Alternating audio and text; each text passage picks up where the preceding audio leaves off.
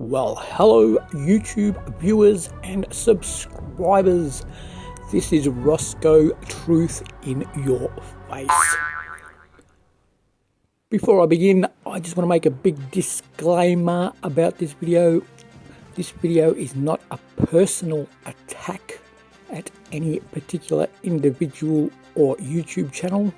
It is purely something that I have observed that I think needs to be called out, because there may be things happening that a lot of people may not be aware of.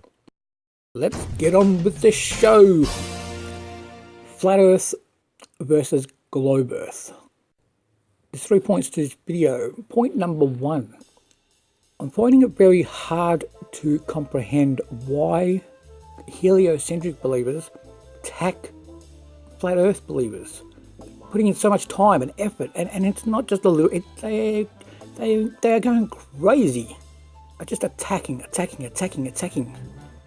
And from this, you really need to wonder if globe believers are putting in this time and effort to attack flat earthers, then the chances are that the flat earth community will have paid misinformation agents in it, infiltrating the flat earth movement, making out that they're a flat earther, but then providing misinformation to discredit the flat earth. Because if they're putting so much time and effort to attack flat earth, then they will put the time and effort to discredit it from within. The second point is, we all know, or most people know, a few months ago, YouTube announced that for certain YouTube videos whose subject is controversial, for example, Flat Earth, 9/11, what YouTube said they're going to do is they're going to place a little link under the video to, for example, a Wikipedia page, so that people can go to that page, taking the focus away from the subject that's been talked about by the video. Now, in saying that, if I was making a video about a certain conspiracy theory and my video was pointing out what I believe was truth, and I knew that YouTube would insert a link under my video directing people to a mainstream story page, would I tell my audience to have a look at the link? Or would I totally ignore it and not tell my viewers about it, because I wouldn't want my viewers to go to that link, because I would know that it's just a link pointing to a Wikipedia page that's just spreading bullshit about the certain topic that I was talking about. This is exactly what Globebusters did a couple of weeks ago. And I guess not if YouTube has anything to say about it. I just noticed that already this show has the little info box just appeared below the show, the Apollo Space Program info box.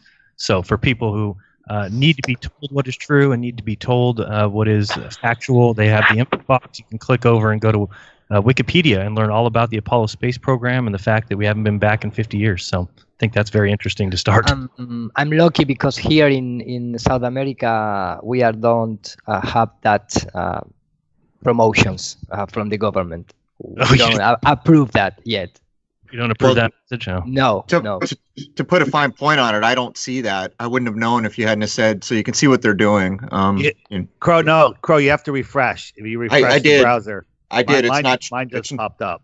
I'm logged in and I refreshed. I'm not seeing it, but I'm logged in as me. Maybe if I unlogged. Very interesting. Yep. Oh, I see it. I just refreshed. There it is. Apollo Space Program. Those guys, unbelievable. All right. That's certainly. You put crows anywhere.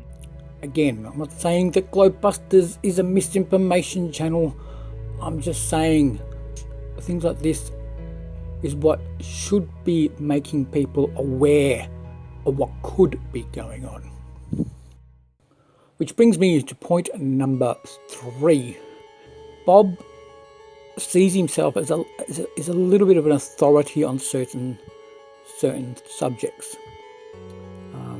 And probably has, certain expertise on certain things in certain fields. I don't doubt that. But when I see him make claims like this, it really makes me wonder what the fuck is he talking about and what is wrong with him. These things that he sees through the aeroplane window, these little lights, this is just total ridiculous. I'll play this and then I'll explain why. You know, people think they really have us when they say, oh, really? Well, then what's causing the eclipses?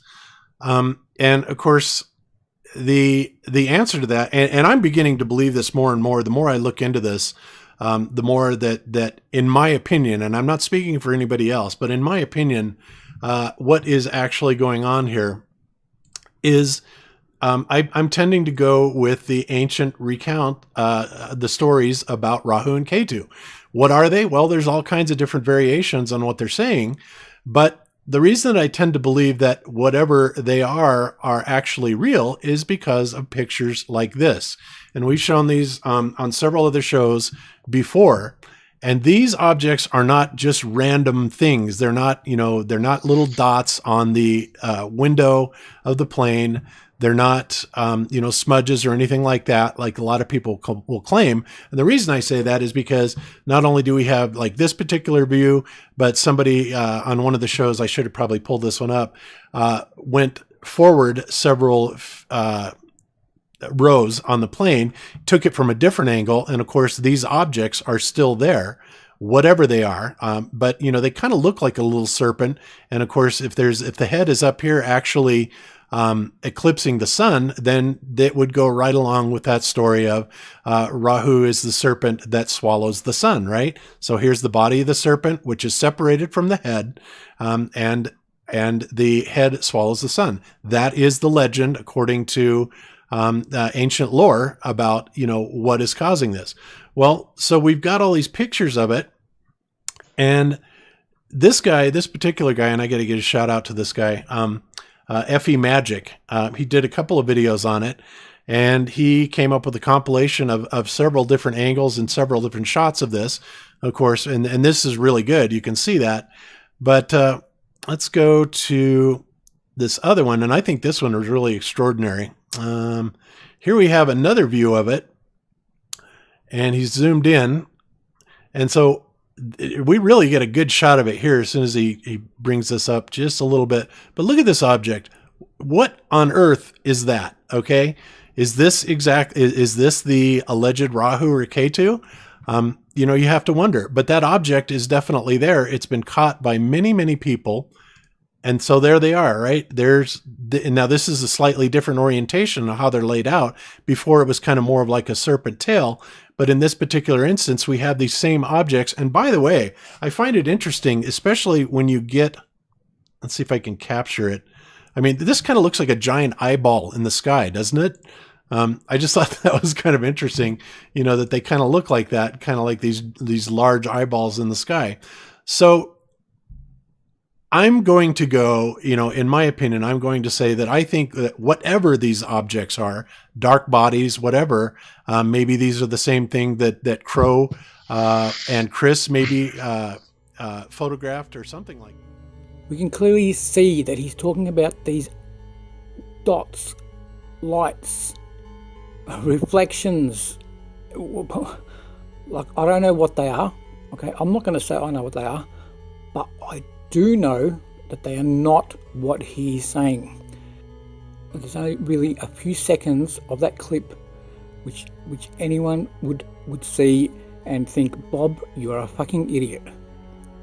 These lights, as the cameraman inside the plane moves the camera to the side of the window, and what you find is these dots, these lights, what Bob thinks are some supernatural, mythological, whatever I don't know what the fuck he was talking about.